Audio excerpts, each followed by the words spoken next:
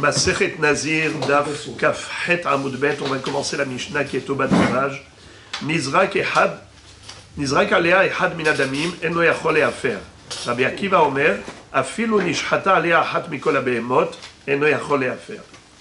Normalement, le mari peut annuler la néziroute de son épouse. Ça, c'est ce qu'on avait déjà vu, comme tous les Nedarim d'ailleurs. Dans Parashat Matot, il est écrit qu'un mari peut annuler les vœux de son épouse. Principalement, ce qu'on appelle Nidre Inouï Nefesh. C'est quoi Nidre Inouï Nefesh? Des Nedarim qui entraînent une souffrance, une mortification. Lorsqu'une personne souffre, elle est un peu déprimée. Le mari ne veut pas voir sa femme malheureuse. Il ne veut pas vivre avec une femme qui est déprimée. Alors, la Torah lui a accordé le droit d'annuler les vœux de sa femme. Alors, par exemple, une femme qui a pris sur elle un engagement d'être Nézira, automatiquement, elle n'a pas le droit de boire du vin. Elle n'a pas le droit de consommer le produit de la vigne. On sait que le vin réjouit le cœur humain. Veyayin yesamach levav enosh. Étant donné que le mari peut dire « Moi, je ne veux pas vivre avec une femme déprimée. Elle s'est interdit de boire du vin par cette néziroute. » Eh bien, il a le droit d'annuler la néziroute de son épouse. La question est de savoir jusqu'à quand le mari a ce droit d'annuler les nédarim de son épouse. Jusqu'au dernier jour? Eh bien oui, jusqu'au dernier jour. D'accord? Mais qu'est-ce que fait le nazir ou la nézira le lendemain de la néziroute? Rappelez-moi. Eh bien, il amène les corbanotes. Bravo. Le nazir ou la nézira doivent apporter les 3 corbanotes. Keves le'ola, aïl lishlamim et kivsa ose'ira le hatat. Et ensuite, il y a le gilouah, c'est-à-dire le rasage. Jusqu'à quand? Quelle est la dernière limite, dernier délai, pour que le mari puisse annuler la néziroute de son épouse? Hein? Vous dites jusqu'au dernier jour. D'accord. Maintenant, le jour des corbanotes, est-ce qu'elle peut, avant les corbanotes, boire du vin? Ouais. Non. Je parle du lendemain. Le lendemain, avant les corbanotes. Non. Le surlendemain, avant les corbanotes. Imaginons, elle a tardé à porter les corbanotes. Est-ce qu'elle peut boire du vin? Est-ce qu'elle peut manger des raisins? Est-ce qu'elle peut rentrer au cimetière? Elle a terminé sa néziroute. Mais elle a terminé. Bravo. Interdit. Tout est interdit jusqu'à ce qu'il y ait corban. Donc, ce n'est pas une question juste de temps. Il faut le temps plus le facteur. Le facteur, c'est les corbanotes. Donc, il faut d'abord qu'il y ait corban. Et à ce moment-là, elle retrouvera le droit de boire du vin. Alors maintenant, jusqu'à quand le mari peut annuler le néder de son épouse, la néziro de son épouse? Juste avant qu'elle passe un gramme et le corbanote. Alors, j'aurais voulu entendre une phrase plus simple. Dites-moi quelque chose de simple. La veille des corbanotes. La veille des corbanotes. Tant qu'elle n'a pas le droit de boire du vin. Et jusqu'à quand elle n'a pas le droit de boire du vin? Tant qu'elle n'a pas apporté les corbanotes. Voilà, très bien. Le bonnet blanc. Non, mais ça veut dire qu'il faut comprendre le fond du sujet. La raison pour laquelle le mari a encore le loisir d'annuler la néziroute de son épouse, c'est tant qu'elle est frappée d'interdiction. Mais si elle n'est plus frappée d'interdiction de boire du vin, auquel titre lui va annuler le néder? Il ne peut pas. La question, quel est l'intérêt du mari d'annuler le néder de son épouse lorsque, ça y est, c'est bon? On vient de dire que toute la raison pour laquelle c'est permis pour le mari d'annuler le néder de sa femme, c'est parce que c'est nidre inouï nefesh, les anot nafesh. C'est comme ça que Tosfot explique. Étant donné que sa femme souffrirait de manque, de privation, alors il ne veut pas une femme qui se prive, une femme qui souffre. Alors c'est ce qui lui donne le droit d'annuler le néder. La question, mais maintenant qu'elle est déjà arrivée à la fin du timing, alors c'est bon, non? Tu dis non, mais c'est encore assourd pour elle. de boire du vin tant qu'elle n'a pas sacrifié le corban. Mais c'est une question de quelques minutes. Quel est l'intérêt pour le mari de lui autoriser de boire du vin maintenant alors qu'elle peut apporter des corbanotes? La réponse, c'est qu'il veut économiser de l'argent. Eh bien oui, parce qu'il se dit, si elle est Nézira, donc elle doit apporter les corbanotes. Ça coûte un mouton, une chèvre, un bélier. Alors que si, il fait l'annulation de sa Néziroute, donc elle n'est plus Nézira. Si elle n'est plus Nézira, donc automatiquement, il n'y a pas nécessité de corbanotes, il a économisé. On peut comprendre la raison pour laquelle l'homme peut être tenté et motivé à annuler la Néziroute de son épouse, même le dernier jour. C'est juste c'est une parenthèse, hein, pour comprendre pourquoi techniquement un homme pourrait être motivé à annuler la Néziroute de sa femme alors que c'est déjà le dernier jour. Ok, donc il aurait pu faire une économie. Mais quel est le pouvoir qu'a le mari? Pourquoi est-ce que la Torah lui a accordé ce pouvoir? Réponse, Le'anot nafesh. Ça s'appelle Neder de Inouï Nefesh. Tant qu'elle est dans la privation, dans la mortification, dans la dépression. D'accord? Puisque privation peut entraîner chez la femme une déprime. Et lui dit, je ne veux pas être avec une femme déprimée. Ok? Ben c'est l'air. Maintenant, quelle est concrètement la fin du Issour? À partir de quand la femme peut commencer à boire du vin lorsqu'elle apporte des corbanotes? Quel est le moment bidiouk, le temps T du jour J pour retrouver le droit de boire du vin? À quel moment bidiouk? Après les corbanotes. Après les corbanotes. À la fin des 3 corbanotes. Je suis content de voir votre débat. Eh bien, la réponse, c'est qu'à partir de la Zrikat Haddam du premier korban. Ah, carrément. Oui. Ça veut dire qu'on n'a pas besoin de sacrifier les 3. Déjà, un seul korban suffit, et même pas besoin de consumer sur le misbéyar, les graisses et ainsi de suite. Même avant cela, c'est-à-dire juste avec l'aspersion du sang du korban, déjà à ce moment-là, ça s'appelle korban sacrifié, fin d'interdiction de boire du vin. Ok? Alors maintenant, lisons la Mishnah. Regardez ce que dit la Mishnah. Nizrak aleha ehad min hadamim eno yachol lehafer. Traduction, et vous m'expliquerez vous. Nizrak aleha ehad min hadamim. Si on a déjà aspergé le misbéyar avec le sang de l'un des 3 corbanotes au profit de cette femme qui était Nézira, eno yachol lehafer. Le mari ne peut plus faire afara, l'annulation de la Nézirut de son épouse. Expliquez-moi juste pourquoi. Pourquoi il ne peut plus à ce moment-là? Parce que Paul, il a commencé. Et alors? C'est la brindille, ça ne sert plus à rien qu'il fasse une... Bien sûr, ça sert. Il va économiser 2 corbanotes. Bien sûr. Alors, maintenant lui... Alors, je vous laisse... Elle a validé, elle a commencé à valider. Non. Elle a commencé à valider. Ça y est, 2 corbanotes. Il a économisé 2 corbanotes. Pour dire jusqu'au 2e, le 3e aussi. Oui. Alors, dites-moi, qu'est-ce que nous dit la Mishnah? Eno yachol lehafer. Pourquoi Tanakama dit que le mari n'a plus ce pouvoir? Parce que... J'ai dit à partir du moment où elle a entamé le processus. Ouais. Et alors, qu'est-ce qu'il y a si elle a entamé le processus? On ne peut pas l'arrêter, on ne peut pas l'interrompre. Ah, ça c'est... C'est technique. Les 3 corbanotes, c'est un ensemble. J'entends ce que vous dites, mais lui, il a envie d'économiser 2. Il a envie d'économiser 2 corbanotes encore. Et s'il dit moufarlar, alors à ce moment-là, il met fin à sa Nézirut, et de ce fait, il va économiser 2 corbanotes. Pourquoi on dit que non? Non, il ne peut pas. Pourquoi? Bravo. Étant donné que maintenant elle peut boire du vin, puisqu'on a dit qu'après la zrikat adam, l'aspersion du sang du premier korban, elle a le droit de boire du vin, donc automatiquement elle ne souffre plus de privation, il n'y a plus de déprime. Le mari n'a plus cette opportunité, il n'est plus habilité à annuler son éder, vu que ça ne s'appelle plus Nidre Inouï Nefesh. Je répète la base. La base, c'est que le mari a le droit d'annuler les vœux de son épouse, mais pas n'importe quel Neder.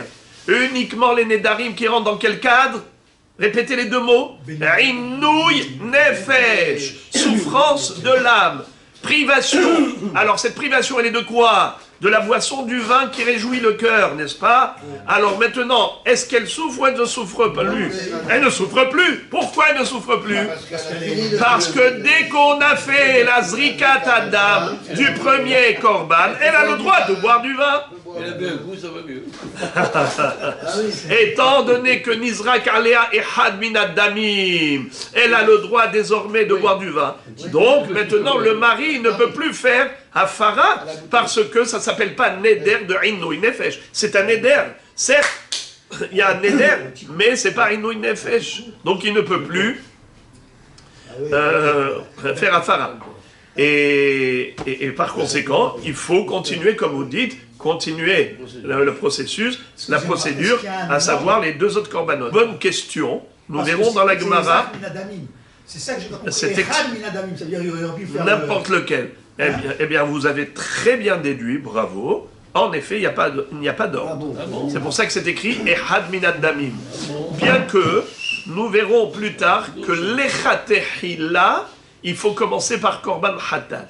C'est juste a priori. Mais a posteriori, peu importe quel Korban le Nazir a sacrifié en premier lieu, que ce soit le Shlamim ou Ola ou Hatat, dès que Nizrak alea Ehad Minadamim, Gamarnu.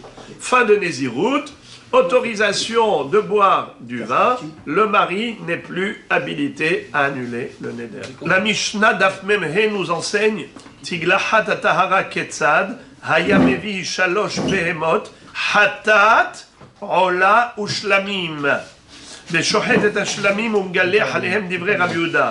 רבי אלעזר אומר, לא היה מגלח אלא על החטאת, שהחטאת קודמת בכל מקום. חטאת, c'est toujours le premier korban. Vous entendez ce que dit la Mishnah? Le chatchila, le khatat, c'est le premier korban. D'après Tanakama, il faut attendre, il faut d'abord que le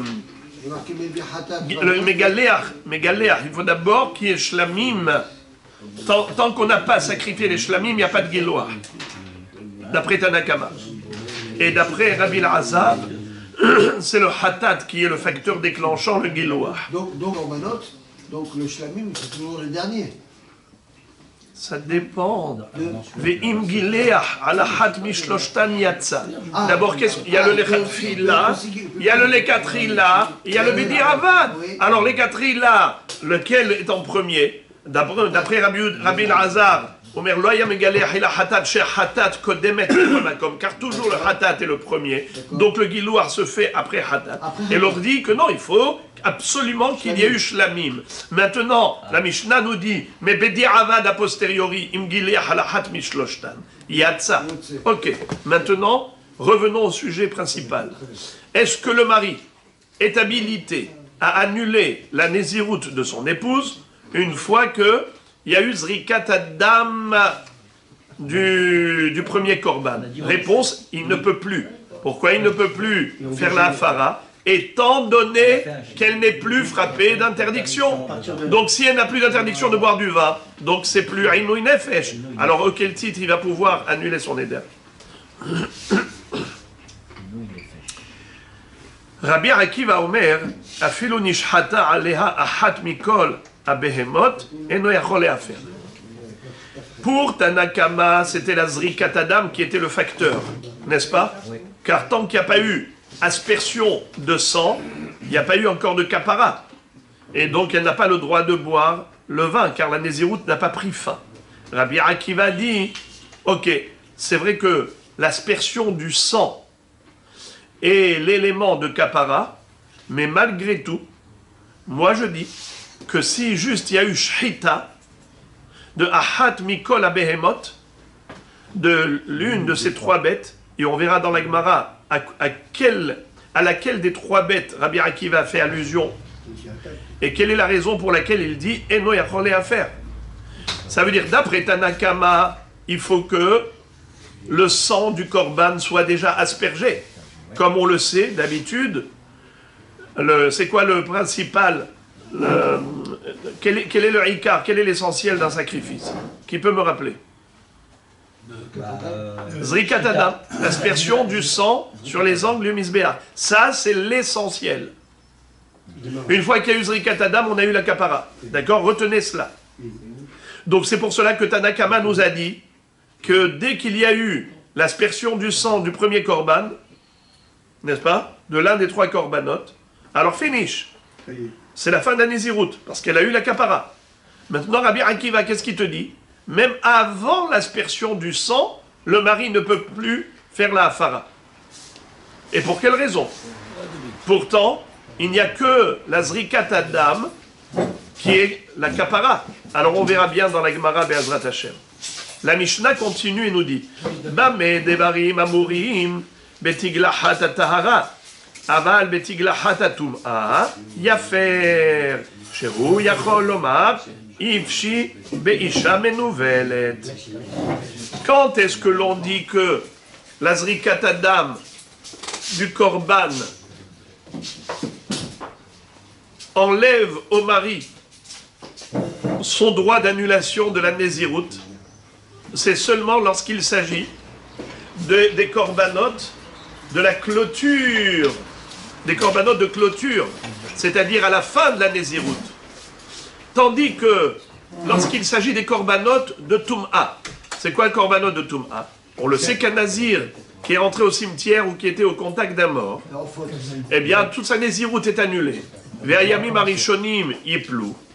Mais avant de redémarrer sa Nézirut, il y a tout un processus. D'abord, attendre 7 jours. Haza'at shlishi ou shvi'i, la tevila. Et le lendemain, il apporte 3 corbanotes, lesquels? Shtetorim, bravo, shne beneyona, et had le'ola, et had le'hatat. Et aussi un mouton comme keves, les hacham. Ça s'appelle hacham, nazir, tamé. Ok. Alors maintenant, si cette femme-là était Nézira, et elle était au contact d'un mort, elle était Tméa, et ensuite elle a apporté ses corbanotes. On a dit maintenant que la Nézira apporte son korban, ne serait-ce qu'un seul korban, déjà qui a été sacrifié, et son sang aspergé sur le misbéach, déjà le mari a perdu son droit d'annulation du neder. Question, est-ce qu'il en est de même pour les corbanotes de Toum'a, de Tiglahat Toum'a? Mais elle doit recommencer la Nézira. Donc automatiquement, ça ne sert à rien, ça. Le fait que... Alors, répondez juste à ma question, par oui ou par non. Est-ce que le mari est habilité à annuler la Nézirut de sa femme pour une Tiglahat Toum'a, après une Tiglahat Toum'a? Non. Oui, Non. oui, parce que c'est pas une fin de... Non, c'est pas... il ne peut pas enlever la Touma, il faut qu'elle enlève la Touma. Oui, il peut. Réponse, bien sûr que oui. Pourquoi? Parce que de toute façon, elle va recommencer les Nézira. Puisqu'elle doit recommencer, donc automatiquement, elle va vivre ce qu'on appelle le Inouï Nefesh, dans une nouvelle période de privation. Puisqu'elle va être dans une période de privation, et on a dit que c'est ça, ce qui donne le droit au mari d'annuler le neder de sa femme, c'est les Annot Nafesh, c'est le Inouï Nefesh. Eh bien voilà, elle va souffrir cette femme. Et le mari ne veut pas que sa femme souffre. Alors il est en droit de lui annuler la Nézirut. Quand est-ce qu'il n'a plus le droit d'annuler la Nézirut après le Korban?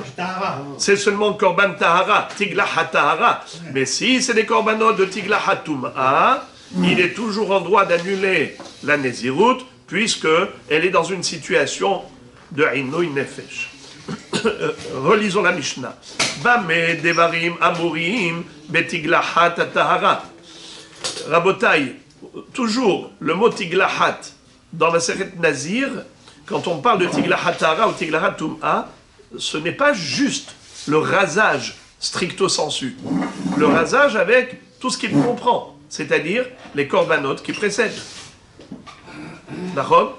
Les corbanotes qui précèdent. Dès qu'on dit Tiglahat, ça veut dire Tiglahat avec corbanotes.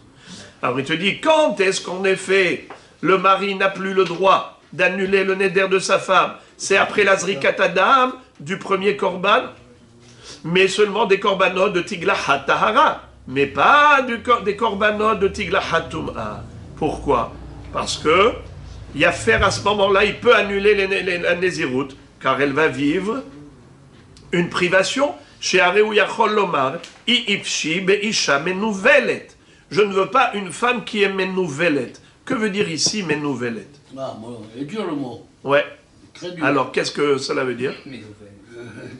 C'est vraiment, je ne sais pas comment... Alors, en fait, ici, ça veut dire déprimé.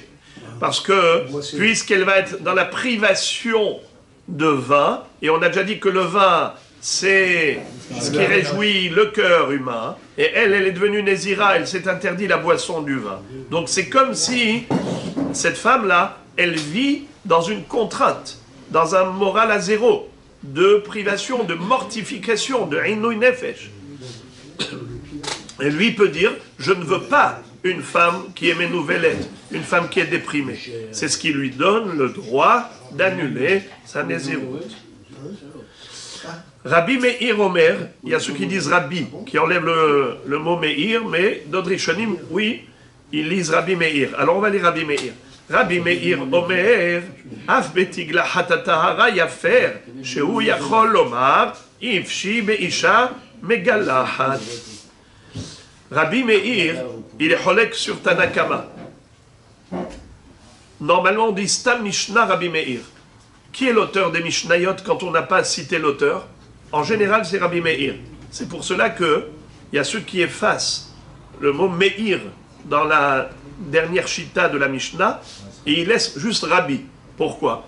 Si tu dis que Stam Mishnah, c'est Rabbi Meir, donc Rabbi Meir est déjà intervenu. Rabbi Meir ne va pas être cholek sur Tanakama alors que Tanakama, c'est lui-même. Donc c'est pour ça qu'ils lisent Rabbi et pas Rabbi Meir. Oui, c'est logique. Af betigla hatatahara yafer shehu yachol lomar I ifshi be'isha megalahat. What is it? D'après Tanakama,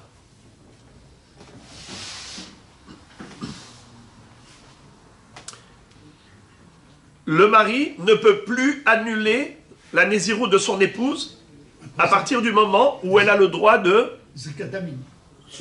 où elle a le droit de boire du vin. Et c'est vrai que c'est à partir de quand? À partir de Zrikat Adam, vous avez raison. Mais à partir du moment où elle a le droit de boire du vin, ça s'appelle qu'elle n'a plus de Inouï. Très bien. Donc si elle n'a plus de Inouï Nefesh, il n'y a plus de possibilité pour l'homme d'annuler. C'est pas une question technique, c'est halachique. Un homme ne peut pas annuler les vœux de sa femme si ça ne répond pas aux critères de Inouï Nefesh. Mais il y a encore un autre critère qui fait que le mari peut annuler le narim de sa femme, c'est ce qu'on appelle Dvarim Shebeno Lebena. Si ça touche à l'intimité. S'il y a des choses chez la femme qui gênent le mari. S'il y a des choses qui le gênent. Par exemple, elle doit se raser la tête. Lui, il ne veut pas voir sa femme avec la boule à zéro. D'accord? Alors, il a le droit de dire ça. Eh bien, Rabbi Meir va dire, écoutez bien, même si on a déjà fait Zrikat Adam du premier Korban, et que maintenant elle a le droit de boire du vin, donc elle ne souffre plus, ce n'est plus une Isha Menouvelet. Et donc c'est plus Inouï Nafesh. Alors pourquoi Rabbi dit qu'elle, et malgré tout, le mari est encore en droit de faire la Hafara, l'annulation de la Nézirut de son épouse. Mais ça y est, elle a déjà sacrifié un premier Korban. Mazé. Alors lui, il sait, Rabbi Meir, que maintenant, si elle va sacrifier Shlamim, elle va devoir se raser. Alors lui, qu'est-ce qu'il fait? Avant d'en arriver là, au rasage, vite, vite, vite, il dit Moufarlach, Moufarlach, j'annule ta Nézirut. Et s'il annule sa Nézirut, donc elle n'a pas apporté le Korban Shlamim. Et si elle n'a pas apporté le Korban, donc il n'y aura pas de rasage. S'il n'y a pas de rasage, le mari est content. Voilà. Ça veut dire que la mahloket entre Tanakama et Rabbi, elle est de savoir qu'est-ce qui enlève le droit au mari d'annuler la Nézirut de sa femme. Est-ce que c'est le fait que ce ne soit plus Inouï Nefesh? Et dans ce cas-là, en effet, dès qu'il y a eu premier Korban, elle a le droit de boire du vin, il n'y a plus de Inouï Nefesh pour elle. Donc le mari ne peut plus annuler son éder.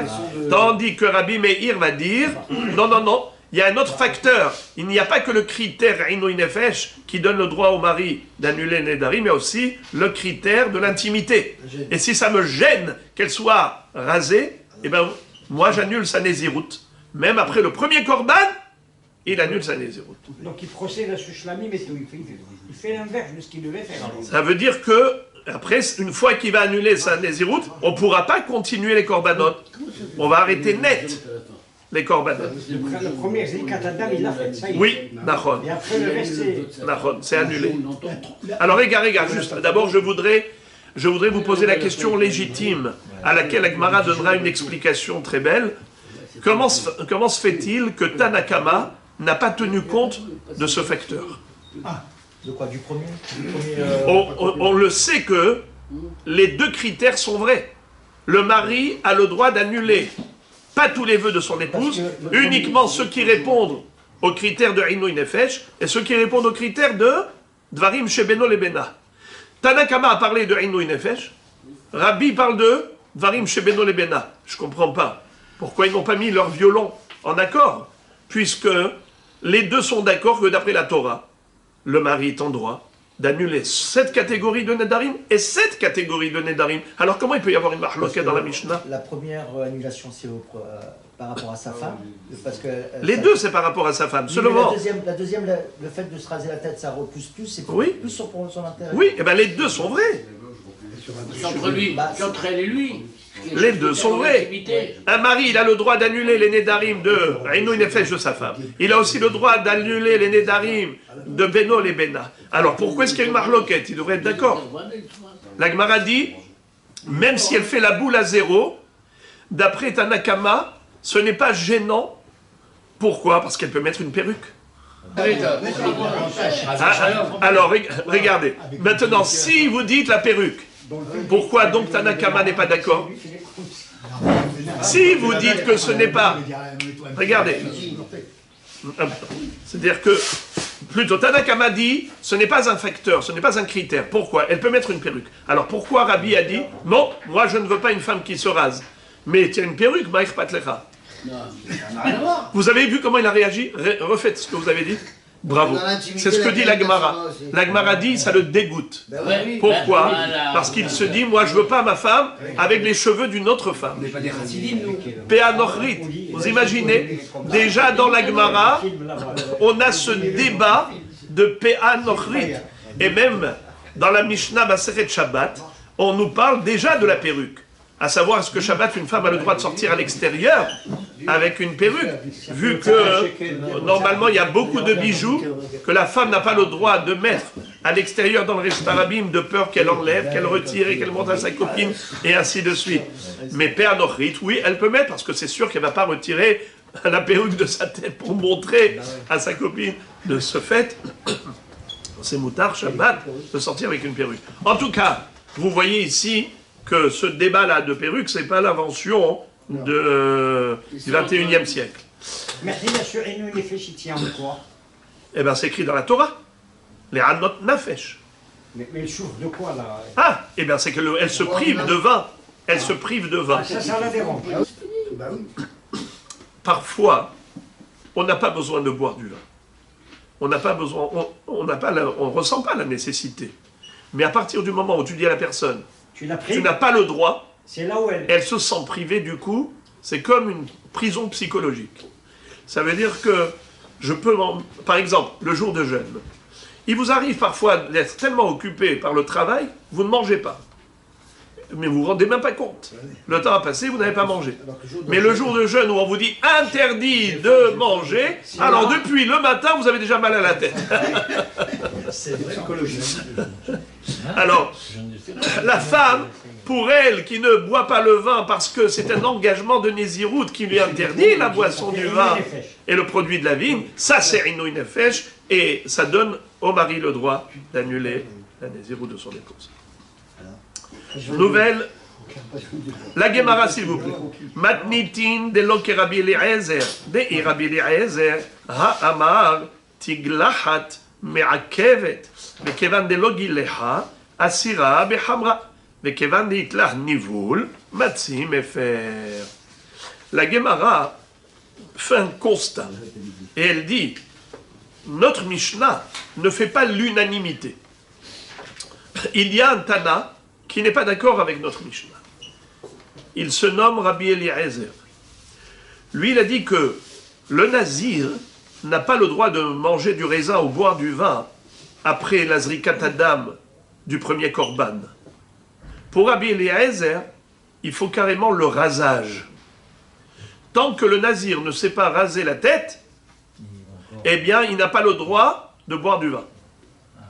Étant donné que Tiglahat Me'akevet, selon Rabbi Eliezer, alors c'est impossible de dire ce qu'a dit la Mishnah. Qu'est-ce qu'a dit la Mishnah?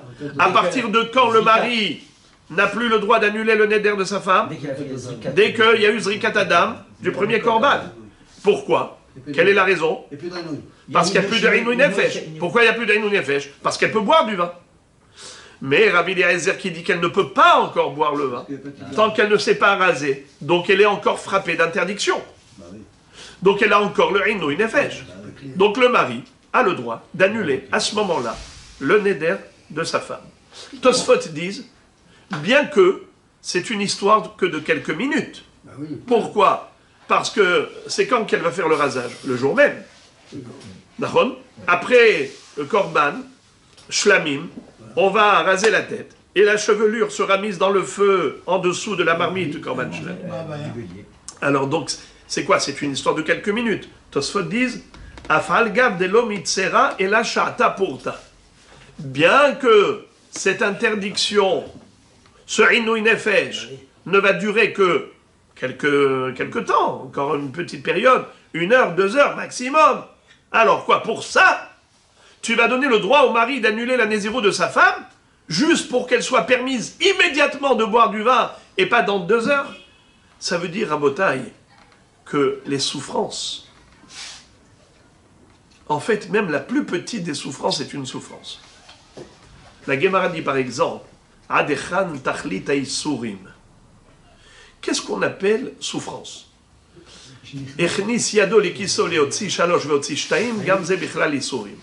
Un homme qui a fait rentrer sa main dans sa poche pour en retirer 3 pièces de monnaie et il n'en a trouvé que 2, c'est une souffrance. Et certains expliquent même mieux. Ils disent, Béhémet, il a la 3e pièce dans la poche. Seulement, quand il cherchait, il était à la caisse. D'accord? Il était au magasin.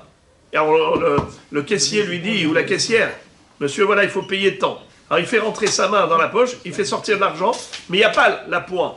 Il faut remettre sa main dans la poche pour aller rechercher la pointe. Même ça, c'est considéré comme une petite souffrance, une petite gêne. Pour dire que c'est une kapara. La Gemara dit que quelqu'un qui a passé 40 jours sans aucune souffrance, il faut qu'il s'inquiète. Car peut-être, il a déjà reçu son Olam Abba dans le Olam Hazé. Mais seulement, qu'est-ce qu'on appelle souffrance? Même la moindre gêne, ça s'appelle une souffrance. Pour un Kadosh Baruch Hu, si une personne souffre de quoi que ce soit, eh bien déjà il a une kapara. C'est Mechaper. À plus forte raison, des grandes souffrances. C'est un cadeau divin. Ça veut dire que, nous dit le Rahaim Akadosh, que Rabbi Elazar, le fils de Rabbi Shimon Bar Yochai, il appelait les maladies, il les appelait Bo'u Ahai, Bo'u Re'ai. Tous les soirs, il demandait à Kshbochou d'être malade. Et il était malade pendant toute la nuit.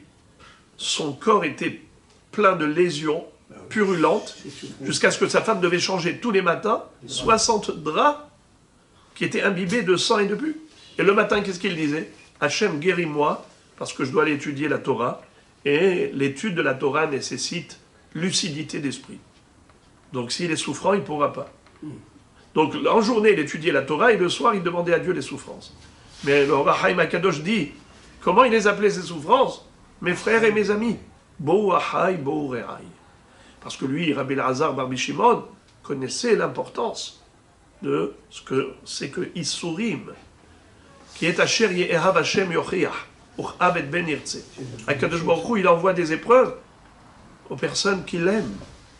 Parce que les souffrances dans ce monde, c'est non seulement une kapara, mais c'est même carrément un trésor pour là-haut. C'est pour ça que Rabbi Elazar demandait les souffrances. Il y avait des hachamim qui ont dit Lohen velo secharan. Je ne veux ni la souffrance ni la récompense que la personne recevra après 120 ans par rapport à l'acceptation des épreuves. Juste, c'était une parenthèse pour vous dire que je comprends mieux le Tosfot qui dit que Afalgav de l'Omitzera et la Shata Purta. Bien que le Issour, ce Issour ne va durer qu'un laps de temps très court, mais c'est déjà suffisant pour dire que cette femme-là souffre. Et si elle souffre, le mari est en droit d'annuler sa nésiroute. Tana didan savar, kevan deizdarak, ale adam le altar sharia behabra, vehalit la nivoul. Qu'est-ce que ça veut dire? Tanakama te dit, étant donné que il y a eu zrikat adam, l'aspersion du sang, les altar sharia behabra. C'est quoi les altars? Immédiatement. Sharia, permis. Behabra, le vin. Immédiatement, elle retrouve le droit de la boisson du vin. Réalit les nivouls. Donc, elle n'a plus de souffrance. Automatiquement, le mari ne peut plus annuler le neder de sa femme si elle ne souffre plus. Voilà pourquoi, après Zrikat Adam, finish. Maintenant, Rabotai, on arrive à Rabbi Akiva qu'on n'a pas traité jusqu'à présent. Celui qui a tiré notre attention, c'était Rabbi Akiva. Qu'est-ce qu'il avait dit? Qui est-ce qui se rappelle? Qu'est-ce qu'avait dit Rabbi Akiva dans la Mishnah? Rabbi Akiva omer, afilu nishhata alea achat mikol abehemot eno yachol lehafer. Il ne peut pas la révoquer même s'il a été Très bien. Ça veut dire que même avant la Zrikat Adam, déjà le mari a perdu le droit d'annulation du neder. Comment ça se fait? À la shrita, oui. Dès qu'il y a eu Shrita, même avant la Zrika, c'est vrai, là c'est un laps de temps très court, entre la Shrita et la Zrika, entre l'abattage rituel et l'aspersion du sang, entre les deux, c'est un laps de temps très court.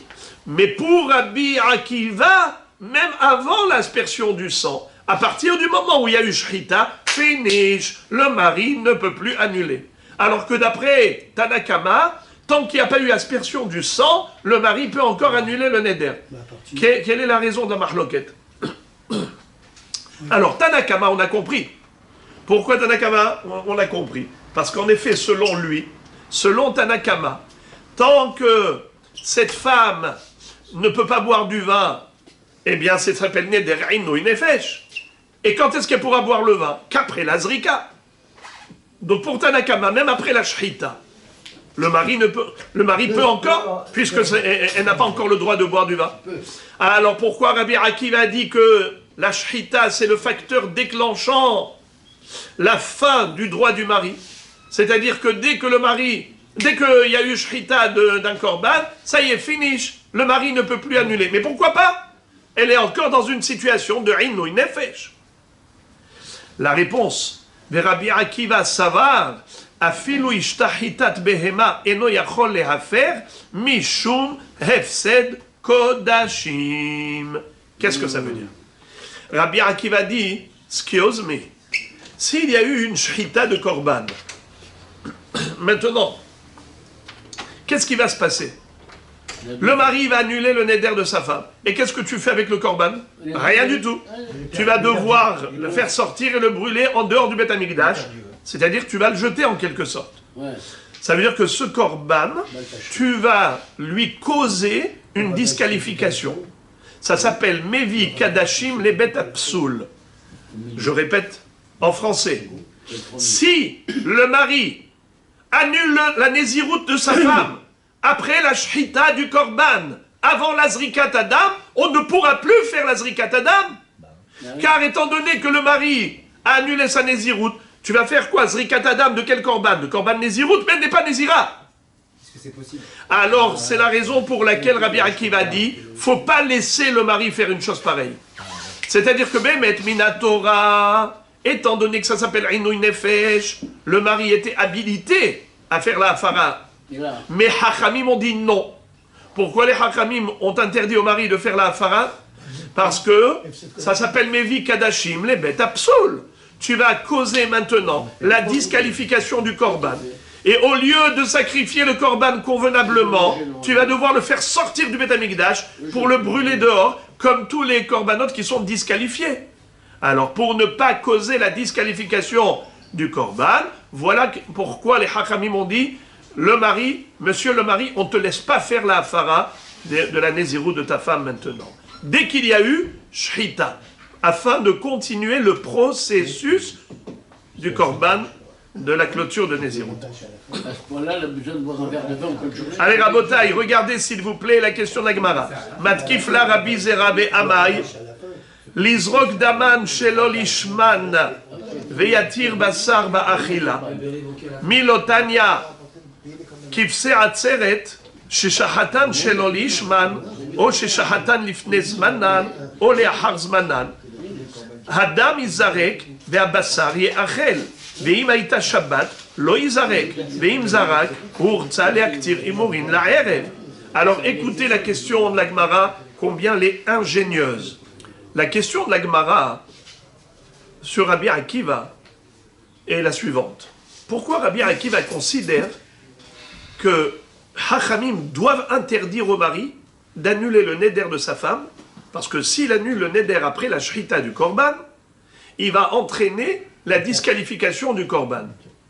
Au lieu de le sacrifier normalement, il faudra le faire sortir de Betamikdash et le brûler dehors, comme un korban tasoul. Mais ce n'est pas vrai.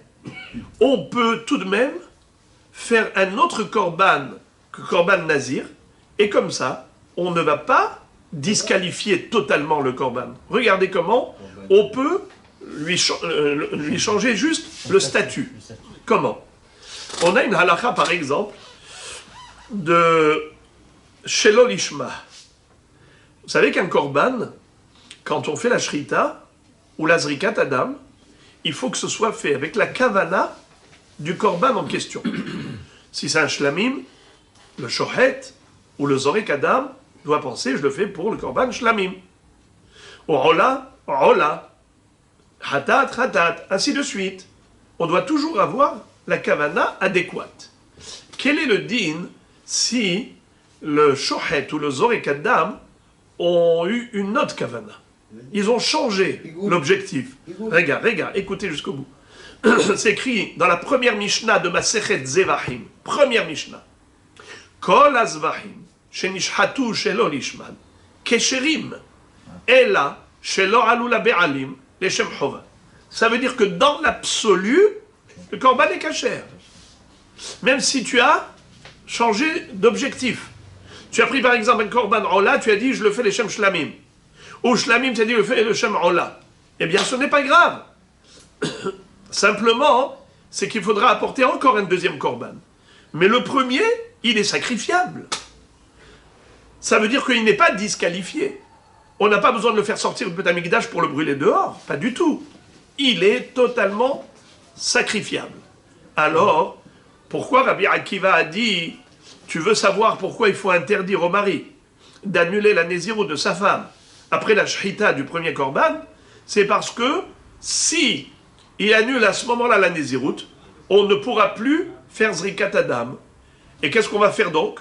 On va faire sortir les korbanot en dehors de Betamikdash et on va les brûler dehors. Donc qui est-ce qui a causé la disqualification du korban? C'est le mari, par son annulation. Et comme nous, on ne veut pas disqualifier des korbanot, Assour le avi kadashim le bet apsoul, alors qu'est-ce qu'il faut faire? Il faut interdire au mari de faire l'annulation de la nézirut de sa femme dès qu'il y a eu shritat korban. La Gemara dit ce n'est pas vrai. Ce n'est pas vrai. Ça ne disqualifie pas le korban. On peut encore le sacrifier. Certes, pas à titre de korban de nézirut, mais à titre de korban shlamim par exemple, un shalmé nedava. Rola nedava. Alors pourquoi Rabbi Akiva a dit que on va disqualifier le korban? C'est pas vrai. Il ne sera pas disqualifié. Par exemple, la référence que cite la Gemara, c'est Kafser Atzeret. Vous savez c'est quoi Kafser Atzeret? Les moutons de Hag HaShavuot. Lorsque le jour de Hag HaShavuot, on apporte le korban shlamim, on doit apporter 7 kevasim le jour de Hag HaShavuot avec 2 grands pains qui accompagnaient les deux grands pains avec ce qu'on appelle shté alehem, avec de la farine de la nouvelle récolte de blé. à Pessah, on apporte le Homer, c'est une mincha à partir de la nouvelle récolte d'orge. Et les jetés à l'échem, c'est à partir de la nouvelle récolte de blé, à Shavuot.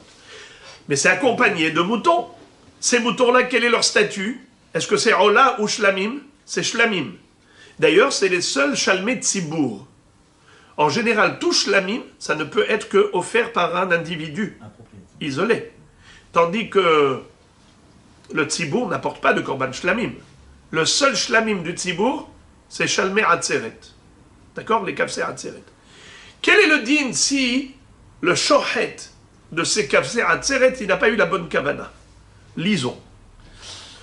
Milotania, est-ce qu'on n'a pas appris une braïta qui dit kafsei Atzeret, chez Shahatan, chez Lolishman, les moutons de Hagashavuot qui ont été abattus chez Lolishman, pas dans l'objectif de kafsei Atzeret, ou chez Shahatan Ifnezmanan, ou bien il les a shrités avant Shavuot, ou après Shavuot. Hadam izarek ve'abasar yachel. Malgré tout, on peut faire zrikat adam et manger la viande. Vous imaginez les tzadikim? Est-ce que vous imaginez? Ça veut dire que le korban, il reste korban.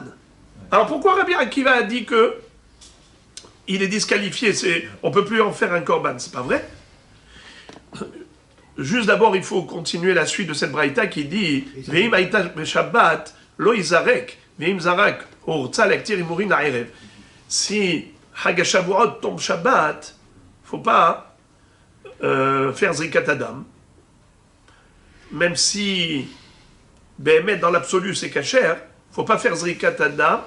Pourquoi? Parce que ça donne l'impression de faire un tikkun de quelque chose qui n'est plus bon. Le jour du Shavuot qui tombe Shabbat. Normalement, on aurait dû faire le korban.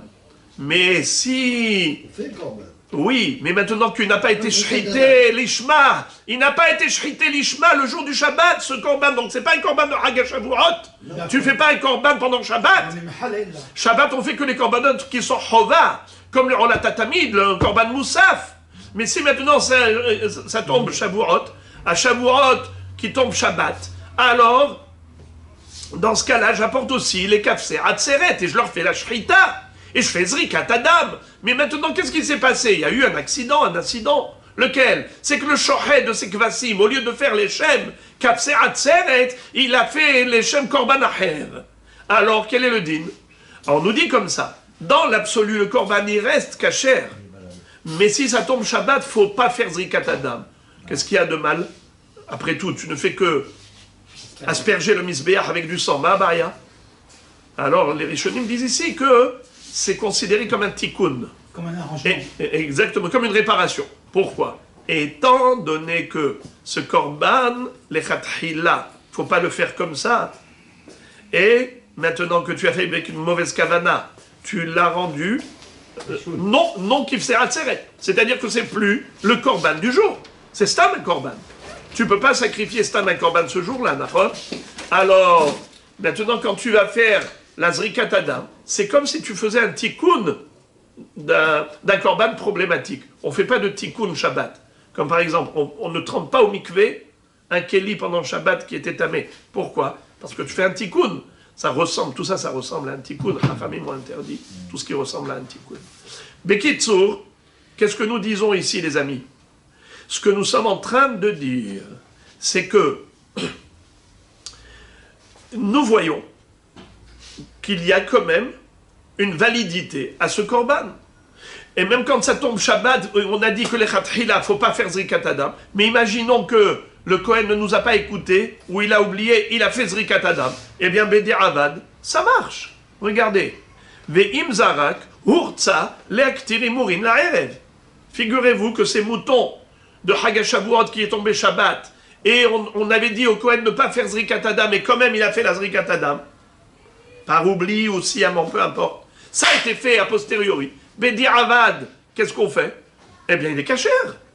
Le korban, qu'est-ce qu'on va lui faire le soir? On va brûler les graisses sur le misbéach. Ça s'appelle le'aktir imurehen la'erev. Répétons, Leaktir imurin la erev. Erev, c'est-à-dire le soir, à la tombée, la nuit, Motzae Shabbat, qui est Motzae Shavuot. On prendra les imurim. C'est quoi les imurim? Les graisses avec les membres internes qui doivent être brûlés sur l'autel, comme d'habitude, pour tout korban shlamim, n'est-ce pas? Eh bien, c'est ce qu'on fera.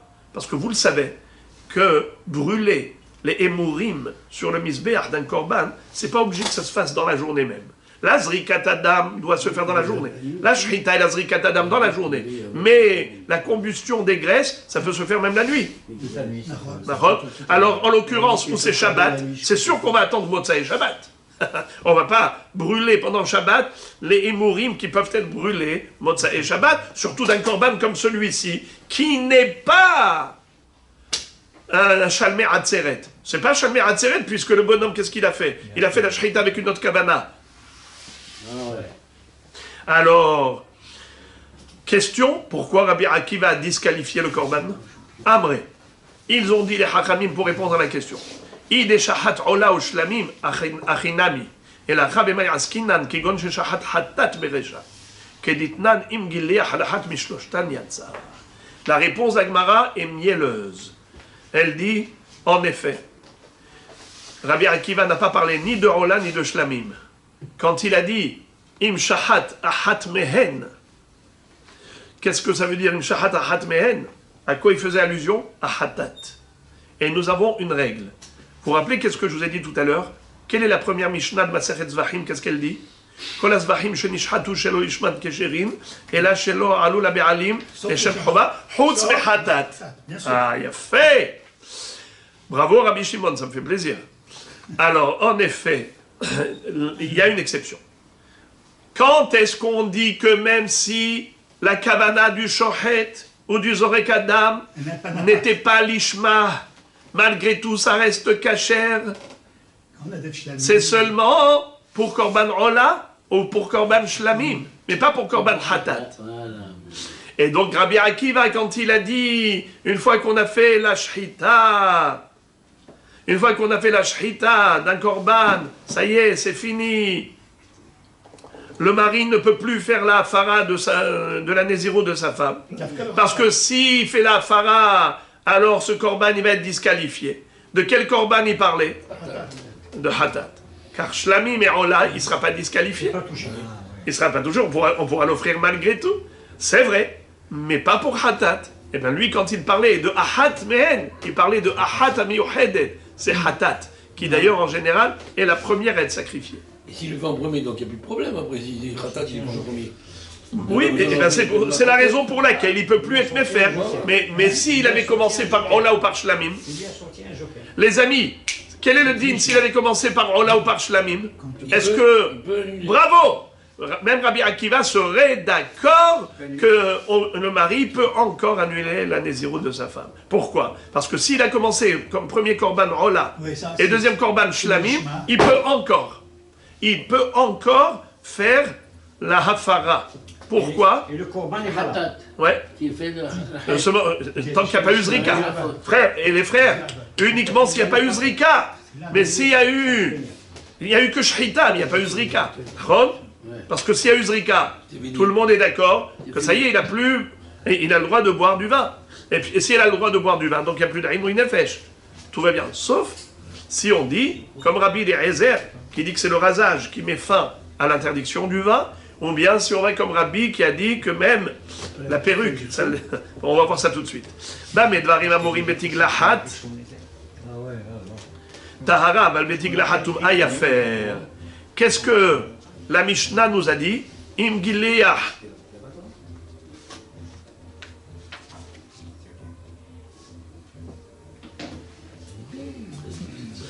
La Mishnah nous a dit Bamedvarim amorim betiglahat tahara. Aval betiglahatum ayafer mi peneshi acholoma I ifshi beisha menouvelet. Rabbi Meir Omer afilu betiglahat tahara yafer mi peneshi acholoma I ifshi beisha megalahat. Bamedvarim amorim betiglahat tahara aval betiglahatum ayafer mi peneshi acholoma I ifshi beisha menouvelet. Rabbi Meir Omer afilu betiglahat tahara yafer mi peneshi acholoma Ifshi beisha megalahat. la Gemara ici a cité texto la Mishnah, dans laquelle nous avons vu une mahloket fondamentale entre Rabbi Meir et Tanakama. Pas Rabbi Meir, on a dit que d'après une version, c'est Rabbi, pas Rabbi Meir. Tanakama, qu'est-ce qu'il dit? Dès que la Zrikat Adam a eu lieu, finish. Pourquoi le mari ne peut plus faire Afarat Nedarim à la Nézirut de sa femme après la Zrikat Adam? Étant donné que, désormais, elle a le droit de boire du vin, donc elle n'est plus dans Inouï Nefesh, le mari n'a pas le droit d'annuler n'importe quel vœu, uniquement les vœux de Inouï Nefesh, Nidre Inouï Nefesh. Mais puisqu'elle a le droit de boire le vin, désormais, il ne peut plus annuler. Rabotaï, pourquoi Rabbi dit, non, le mari peut annuler, pourquoi? Parce qu'il peut dire, ça me gêne qu'elle se rase. Parce qu'aujourd'hui, après les corbanotes, qu'est-ce qu'elle va faire? Elle va faire la boule à zéro. Ça me gêne d'avoir une femme rasée, n'est-ce pas? Alors, ça s'appelle Dvarim Shebeno Lebena. À ce titre-là, il a le droit d'annuler son éder. Alors la question maintenant, la question d'Agmara, c'est pourquoi Tanakama ne tient pas compte de cette Tahana de Rabbi Meir? Elle est superbe, cette Tahana. Alors regardez, qu'est-ce que dit l'Agmara? Tanakama Marlecha, Efshar Bepea Nochrit. Elle peut mettre une perruque, Pea Nochrit. Voilà pourquoi c'est pas considéré Dvarim Shebeno Lebena. Mais Rabbi Meir Savar, Bepea Nochrit, Aïde de Zuhama Lo Nihale. Mais Rabbi Meir il dit que le mari peut être dégoûté par la perruque.